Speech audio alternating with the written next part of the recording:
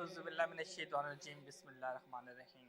کوئی تو ہے جو نظام ہستی چلا رہا ہے، وہی خدا ہے۔ دکھائی بھی جو نہ دے، نظر بھی جو آ رہا ہے، وہی خدا ہے۔ تلاش اس کو نہ کر بتوں میں، وہ ہے بدلتی ہوئی رتوں میں۔ جو دن کو رات اور رات کو دن آ رہا ہے، وہی خدا ہے۔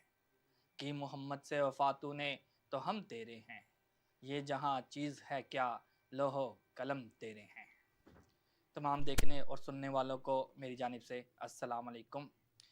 شروع میں کچھ ٹیکنیکل پرابلم ہوئی جس کی وجہ سے تھوڑے لیٹ بھی آئے، آواز میں بھی تھوڑا مسئلہ ہوا، اس کے لیے ہم معذرت خواہ ہیں آپ سے۔ اور آپ کو بتاتے چلیں جی کہ ہمارے ساتھ موجود ہیں مفتی محمد قاسم خان رضوی صاحب، اور ان سے ہم گفتگو کریں گے۔ آج کا جو ٹاپک ہے وہ ٹاپک ہے کرامت کے حوالے سے، کہ کرامت کیا ہے، معجزہ کیا ہے، کرامت اور معجزے میں کیا فرق ہے، اور اس حوالے سے تفصیلاً گفتگو کریں گے مفتی محمد قاسم خان رضوی صاحب کے ساتھ۔ السلام علیکم سر جی۔ وعلیکم السلام ورحمۃ اللہ۔ سر جی پہلے تو بہت بہت شکریہ، آپ نے ٹائم نکالا۔ موجودہ دور میں بہت ساری ڈسکشن چل رہی ہے، اس ڈسکشن میں ایک یہ بھی ہے کہ کرامت کیا چیز ہے، اس کے حوالے سے بتائیں، اور کرامت اور معجزے میں فرق کیا ہے یہ بھی بتائیے گا۔ بسم اللہ الرحمن الرحیم، الحمدللہ رب العالمین، والصلاة والسلام علی رسولہ محمد وعلی آلہ واصحابہ اجمعین، اما بعد۔ آج کی ہماری گفتگو معجزے اور کرامت کے درمیان فرق اور کرامت کا ظہور اور یہ ساری چیزیں آج کی اس گفتگو میں شامل ہیں انشاءاللہ۔ کرامت اور معجزے میں جو چیز مشترک ہے وہ ہے خرق عادت، یعنی خلاف عادت کوئی کام، کوئی کام، یعنی روٹین سے ہٹ کے کوئی ایسا کام جو روٹین میں نہیں ہو رہا، اس کو کہتے ہیں خرق عادت، یعنی عادت سے ہٹ کر، روٹین سے ہٹ کر۔ تو یہ معجزے اور کرامت میں ایک بنیادی چیز دونوں میں مشترکہ طور پر پائی جاتی ہے، لیکن آگے جا کے ان میں فرق آتا ہے کہ معجزہ وہ ہوتا ہے، وہ خرق عادت کام ہوتا ہے جو نبی کے ہاتھ سے جس کا ظہور ہو۔ معجزہ غیر نبی سے ظاہر نہیں ہو سکتا۔ معجزہ نبی کی نبوت کی دلیل ہوتا ہے، یعنی کہ موجودہ دور میں معجزہ نہیں ہو سکتا۔ معجزے کے لیے نبی ہونا ضروری ہے، ٹھیک ہے؟ تو پھر وہ نبی کے ہاتھ سے ہو، اور اس کے بعد معجزے کے ساتھ نبی تحدی کرے۔ تحدی کا مطلب ہے چیلنج کرے کہ میں نبی ہوں اللہ کا اور یہ میرا معجزہ ہے۔ جیسے ہم انبیاء کرام علیہ السلام کو دیکھتے ہیں، حضرت صالح علیہ السلام نے پہاڑ سے اونٹنی کو اشارہ کیا تو وہ پہاڑ سے اونٹنی پیدا ہو گئی، تو یہ آپ کا معجزہ تھا۔ اب پہاڑ سے اور پتھر سے کسی جانور کا پیدا ہونا یہ خلاف عادت ہے۔ جانور سے جانور کی پیدائش تو ہے، لیکن پتھر سے کوئی جانور نہیں پیدا ہو سکتا، تو یہ خرق عادت ہے، اور اس کا اظہار اور ظہور جو ہے ایک نبی کے ہاتھ سے ہوا، اور کوئی اس کو جو ہے وہ نہیں کر سکا، تو یہ نبی کے نبوت کی دلیل ہے۔ معجزے کا مطلب ہی یہی ہے کہ عاجز کر دینے والا، معجزہ یعنی عجز سے ہے کہ آج اس کے سامنے عاجز ہو گئے۔ اگر اسی کی مثل قوم بھی لے آئے یا کوئی اور شخص لے آئے تو پھر نبی اور غیر نبی میں فرق نہیں رہے گا۔ تو یہ ہو گیا معجزہ کہ وہ خلاف عادت کام جو نبی کے ہاتھ سے ہو اور بطور نبوت کے ثبوت کے ہو، اور چیلنج کے طور پر ہو۔ جبکہ کرامت جو ہوتی ہے وہ خلاف عادت تو ہے لیکن نبی کے ہاتھ سے نہیں ہے، وہ ولی کے ہاتھ سے، اور بغیر چیلنج اور بغیر تحدی کے ہے۔ یعنی کرامت کے ذریعے ولی جو ہے کوئی تحدی اور چیلنج نہیں کر رہا ہوتا، جیسے نبی کا چیلنج ہوتا ہے ایسے ولی جو ہے وہ اس کو چیلنج نہیں کرتا۔ یہاں پر ایک جو ہے وہ تعریف جو کی ہے کرامت کی، امر خارق للعادت یظہر اللہ تعالی علی ید ولی غیر مقرون بدعوت النبوت ولا بالتحدی، کہ امر خارق العادت وہ امر جو اللہ تعالیٰ ولی کے ہاتھ پر ظاہر کرتا ہے، لیکن اس کے ساتھ نہ دعوی نبوت ملا ہوا ہوتا ہے اور نہ اس کے ساتھ چیلنج ملا ہوتا ہے. تو یہ جو ہے وہ اس میں فرق ہوگا کہ فرق بنیادی طور پر یہی ہوگا کہ نبوت کا دعویٰ ہے اور چیلنج کا دعویٰ ہے تو وہ خرق عادت کام معجزہ ہے، لیکن وہ نبی سے ہی ظاہر ہوگا، غیر نبی سے ظاہر نہیں ہو سکتا. اگر غیر نبی یہ دعویٰ کرے گا تو وہ اسلام سے خارج ہو جائے گا. اچھا، ابھی جو گفتگو ہوئی اس میں معجزہ اور جو کرامت ہے اس میں فرق بیان کیا گیا. اب جو کرامت کی جو تعریف علماء عقائد بیان کرتے ہیں، کیا تمام مکاتب فکر کے جو علماء کرام ہیں وہ اس پہ متفق ہیں؟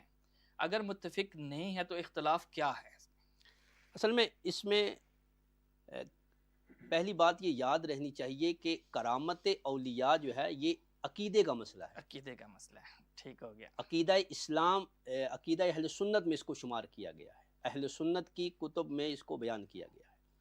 اہل سنت جو مکاتب فکر ہیں، تمام اس میں فقہی مذاہب آتے ہیں، وہ اس کے قائل ہیں. اس کا انکار گمراہ فرقوں نے کیا ہے. ٹھیک ہے. اور ان میں خوارج اور معتزلہ ہیں. اچھا، انہوں نے جو انکار کیا تو ان کے انکار کی جو بیسک وجہ ہے وہ یہ تھی کہ انہوں نے کہا کہ اگر ولی کے لیے کرامت کو مان لیا جائے تو نبی اور ولی میں فرق کیا رہے گا. تو اس لیے انہوں نے کہا نہیں، یہ خرق عادت کام جو ہوتا ہے یہ نبی سے تو ظاہر ہو سکتا ہے، غیر نبی سے ظاہر نہیں ہو سکتا. تو وہ جو معتزلی تھے وہ عقل پرست تھے، وہ ہر چیز کو عقل پر پرکھتے تھے، لہٰذا انہوں نے اس کا انکار کر دیا. اور خوارج بھی وہ بھی انہی کے ساتھ تھے اور وہ ظاہر نصوص پر ہی چلتے تھے، لہٰذا وہ ون سائیڈڈ ہو کر چلے اور بہت سارے دین کے مسائل کو انہوں نے چھوڑ دیا. اب اس پر علامہ تفتزانی علیہ الرحمہ نے شرح مقاصد میں گفتگو فرمائی ہے کرامت پر، اس پر دلائل دیے ہیں. لیکن آگے آپ نے ایک بات ذکر فرمائی، آپ فرماتے ہیں کہ کیا وجہ ہے کہ اہل سنت میں کرامت کا کوئی منکر نہیں. ٹھیک ہے. اور جو غیر اہل سنت ہیں وہاں منکرین ہیں. وجہ کیا ہے؟ آپ فرماتے ہیں وجہ یہ ہے کہ ولی کے لیے اہل سنت ہونا ضروری ہے. الذین آمنوا وکانوا یتقون. ولی جو ہوتا ہے وہ صاحب ایمان اور متقی ہوتا ہے. تو لہذا ولایت جو ہے اللہ نے یہ اہل سنت کو عطا فرمائی ہے، لہذا اس لیے اہل سنت میں جو ہے وہ اس کا کوئی منکر نہیں، اور جو منکر ہیں ان میں کوئی ولی نہیں. جب ولی ہی نہیں تو کرامت کہاں سے دیکھیں گے؟ اس لیے ان لوگوں نے کرامت کا انکار کر دیا. لیکن بیسک یہی بات ہے کہ انہوں نے کہا کہ اس سے التباس اور اشتباہ آتا ہے نبوت کے ساتھ، کہ اگر غیر نبی بھی ایسا خرق عادت کام کر دے جو نبی کر سکتا ہے تو پھر نبی اور ولی میں فرق نہیں ہو سکے گا. لیکن اس کو کئی دلیلوں سے علماء اہل سنت نے اس کو رد کیا ہوا ہے. اچھا، گفتگو شروع میں جو ہماری ہوئی اس میں ہم نے معجزہ اور جو کرامت ہے اس میں ڈیفرنس بیان کیا. اچھا، اس میں اب یہ کہ قرآن مجید میں حضرت مریم علیہ السلام جو ہے ان کا بھی واقعہ جو ہے آیا، پھر اس کے علاوہ اصحاب کہف کا واقعہ بھی آیا. اس واقعے کو کچھ لوگ جو ہے نا کرامت کہتے ہیں اور کچھ معجزہ کہتے ہیں، اس کی وضاحت کریں. اصل میں معجزے کا لفظ ہمارے عرف میں جو ہے نا یہ رائج ہو گیا ہے، یعنی کوئی بھی خلاف عادت کام جب ہم دیکھتے ہیں ہم کہتے ہیں معجزہ ہو گیا. تو یہ عرفی اصطلاح ہے، کوئی شرعی اصطلاح نہیں ہے. ٹھیک ہے. تو اس طرح اس کو ہم جو ہے وہ ہمارے لیے یہ کوئی دلیل و حجت نہیں ہے. اگر کوئی اس کو معجزہ کہتا بھی ہے تو وہ ان کو نبی سمجھ کر نہیں کہتا، بلکہ یہ خلاف عادت یہ کام ہوئے ہیں. جیسے حضرت مریم رضی اللہ تعالی عنہا کے پاس جو ہے بے موسم پھل آئے. کلما دخل علیہ زکریا المحراب وجد عندها رزقا قالوا یا مریم انا لکی ھذا قالت هو من عند اللہ. تو بے موسم پھل آئے، بے موسم پھل اور دروازہ بھی بند، تو وہ ساری چیزیں آپ تو یہ پوچھا انہوں نے کہ اے مریم یہ کہاں سے آئے؟ تو کہا یہ اللہ رب العالمین کی طرف. تو یہ کرامت اولیاء میں یہ شامل کی گئی. پھر انہی ہی کی ایک اور کرامت جو ہے وہ سورہ مریم میں بیان ہوئی کہ جب حضرت عیسیٰ علیہ نبینا علیہ السلام کی ولادت ہوئی تو اس وقت وہ ایک سوکھے تنے کے ساتھ، کھجور کے سوکھے تنے کے ساتھ ٹیک لگا کے بیٹھی تھیں. تو ولادت کے بعد جو ہے وہ کچھ کھانے پینے کی انہیں ضرورت تھی، تو ایک پانی کا چشمہ ان کے لیے جاری ہو گیا، اور کھانے کے لیے اسی خشک تنے کو اللہ نے فرمایا وَهُزِّي إِلَيْكِ بِجِذْعِ النَّخْلَةِ تُسَاقِطْ عَلَيْكِ رُطَبًا جَنِيًّا، کہ اس جو ہے وہ خشک تنے کو ہلاؤ، یہ تم پر تازے کھجور جو ہے وہ تم پر گرائے گا. گا. تو یہ بھی آپ کی کرامت ہے کہ سوکھا تنا ہے اور وہ تر و تازہ ہو گیا اور اس نے جو ہے وہ کھجور پھل بھی عطا ہوا. اچھا اب یہ جو واقعات ہیں ان کو ہم معجزہ نہیں کہہ سکتے. معجزہ یہ اگر کوئی کہتا بھی ہے تو یہ عرفی اصطلاح میں کہتا ہے, اصلاً یہ جو ہے وہ کرامات. حقیقی معنوں میں یہ اصل میں عقیدہ اہل سنت یہ ہے کہ نبوت جو ہے وہ مردوں کے ساتھ خاص ہے. ٹھیک, بالکل صحیح ہے. تو نبی اللہ نے مردوں کو بنایا ہے, عورتوں کو نبی نہیں بنایا. تو حضرت مریم جو ہے وہ نبی کی والدہ تو ہیں لیکن نبیہ نہیں ہیں. جمہور اہل سنت کا یہی موقف ہے. لہذا ان کے ہاتھ سے جو ظاہر ہوا یا ان کے لیے جو چیزیں ظاہر ہوئیں وہ بطور کرامت ہے. اسی طرح اصحاب کہف جو ہیں یہ بھی حضرت عیسیٰ علیہ السلام کے امتی تھے, تو یہ اپنا ایمان بچا کر اس غار میں پناہ لیتے ہیں. وَلَبِثُوا فِي كَهْفِهِمْ ثَلَاثَ کہ اس غار میں انہوں نے پناہ لی اور 309 سال جو ہے وہ اس غار میں وہ رہے اور پھر اللہ تعالیٰ نے انہیں زندہ کیا. تو یہ بھی کرامت کی ایک دلیل ہے. اسی طرح آپ سورہ نمل میں جائیں تو حضرت آصف بن برخیہ حضرت سلیمان علیہ السلام کے جو وزیر اعظم تھے, تو وہ تخت بلقیس جو ہے, بالکل تخت بلقیس قرآن پاک میں ذکر ہے, قبل ان یرتد الیک طرفک, آنکھ جھپکنے سے پہلے اتنی دیر میں اتنا بڑا تخت. یمن میں بلقیس کا تخت ہے اور شام میں حضرت سلیمان علیہ السلام یعنی بیت المقدس میں آپ موجود ہیں اور وہاں سے پلک جھپکتے ہوئے یہ آ گیا. تو یہ کرامت چونکہ وہ بھی نبی نہیں ہے تو غیر نبی سے مومن سے جو خرق عادت ظاہر ہوتا ہے اسے کرامت کہتے ہیں. اس دلیل سے یہ بھی ثابت ہوتا ہے کہ کرامت موجود ہے, ولی کے پاس کرامت. جی ہاں, قرآن و سنت اور اجماع امت اس پر جو ہے وہ موجود ہے. سینکڑوں دلائل جو ہے وہ اس پر موجود ہے, اسی لیے اس کو عقیدہ اہل سنت میں شمار کیا گیا ہے. لہذا جو آدمی کرامت اولیاء کا انکار کرتا ہے تو وہ اہل سنت سے خارج ہو جاتا ہے. اچھا, جو کرامت کا ظہور ہے یہ ولی کی روحانی ترقی کے لیے لازم ہے یا کسی کرامت کے بغیر بھی ولی کا عمل ہو سکتا ہے؟ یہ ضروری نہیں ہے.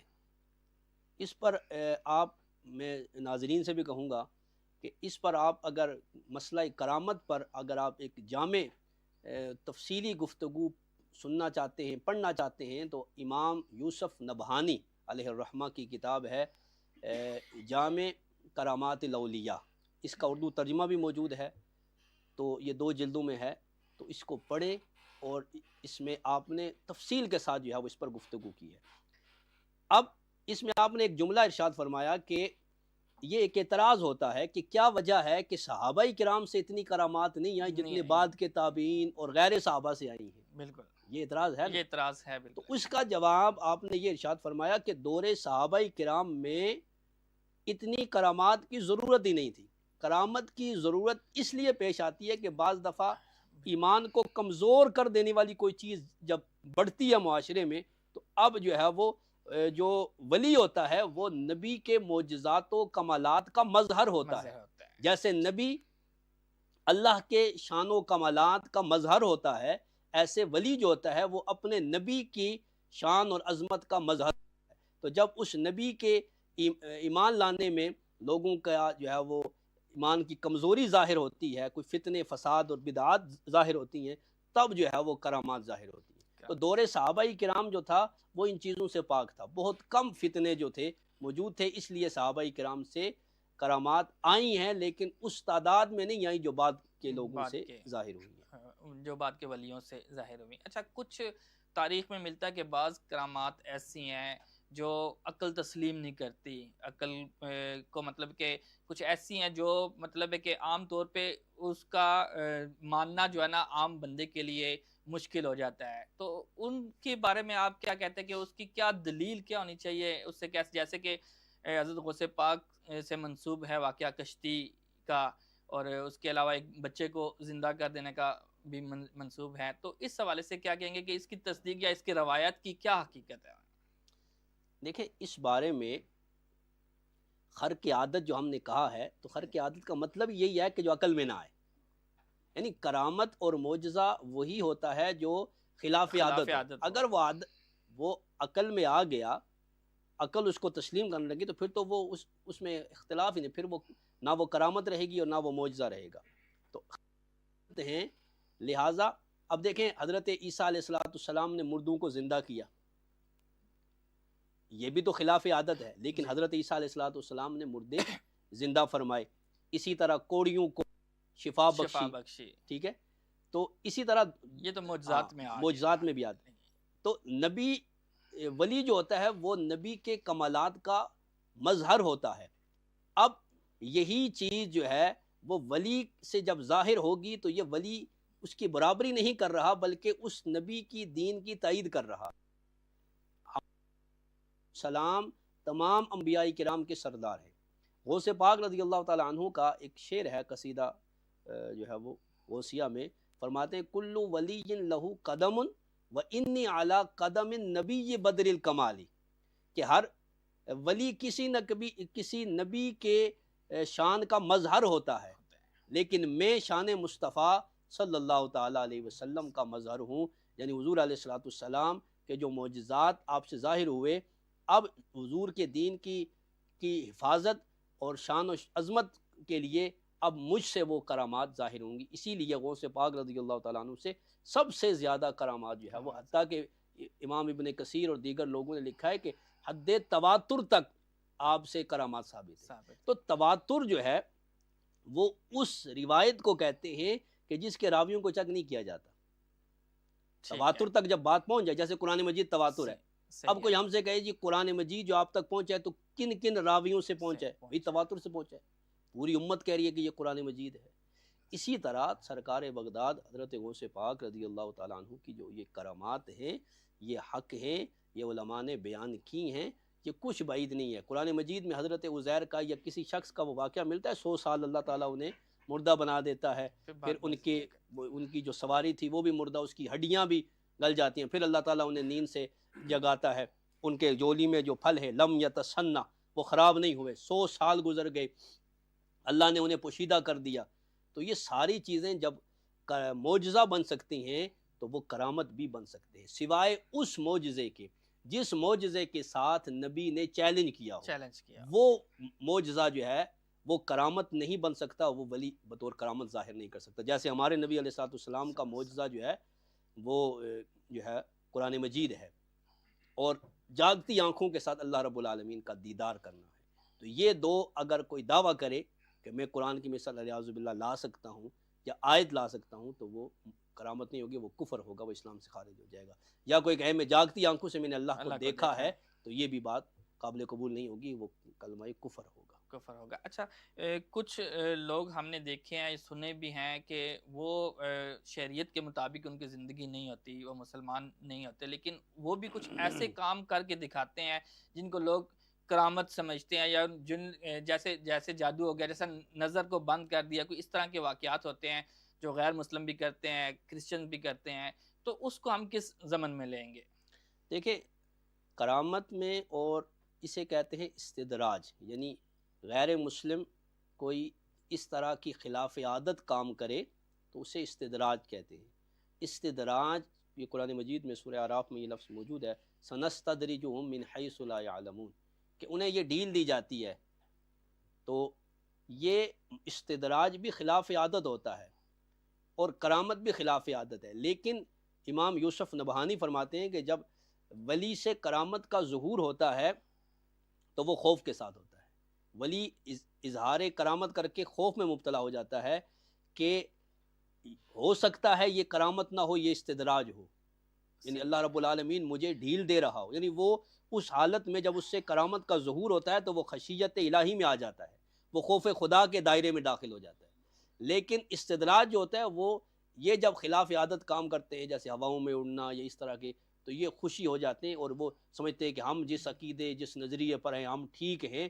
تو یہ اس ڈیل میں ہیں جو اللہ تعالیٰ انہیں دے رہا ہے. اللہ یستہزئ بہم ویمدہم فی طغیانہم یعمہون، یہ گویا انہیں ڈھیل دی جا رہی ہے کہ جس میں وہ بھٹک رہے ہوتے ہیں. کرامت اور استدراج میں جو بنیادی فرق ہے وہ ایمان اور تقوی کا ہے. جو آدمی صاحب ایمان نہیں ہے اور متقی اور پرہیزگار نہیں ہے، اس سے جو ظاہر ہوگا وہ کرامت نہیں ہوگی، وہ نظر بندی ہو سکتی ہے، وہ استدراج ہو سکتا ہے، وہ کرامت نہیں ہو سکتی. کرامت اللہ کے قریب کرنے والی چیز ہے، یہ اللہ کا قرب عطا کرتی ہے. اس کے ذریعے بندہ مومن جو ہے وہ خشیت اور خوف خدا کے دائرے میں داخل ہوتا ہے، جبکہ استدراج اور ان چیزوں کے ساتھ وہ جری اور دلیر ہو جاتا ہے اور وہ اپنی سرکشی میں آگے بڑھتا ہے. لہٰذا قرآن مجید نے بھی جب ولیوں کا ذکر کیا تو فرمایا الا ان اولیاء اللہ لا خوف علیہم ولا هم يحزنون الذین آمنوا وکانوا یتقون، کہ ولی وہ ہیں جنہیں نہ کوئی خوف ہے اور نہ وہ غمزدہ ہوں گے، اولیاء اللہ، اور ان کی نشانی وہ ہے، یہ ہے کہ الذین آمنوا، وہ صاحب ایمان ہیں، لہذا جو صاحب ایمان نہیں ہے وہ ولی نہیں ہو سکتا، اس کے ہاتھ سے خلاف عادت ظاہر ہونے والا کام یا اللہ کی مہلت اور ڈھیل ہو سکتی ہے لیکن وہ کرامت نہیں ہو سکتی۔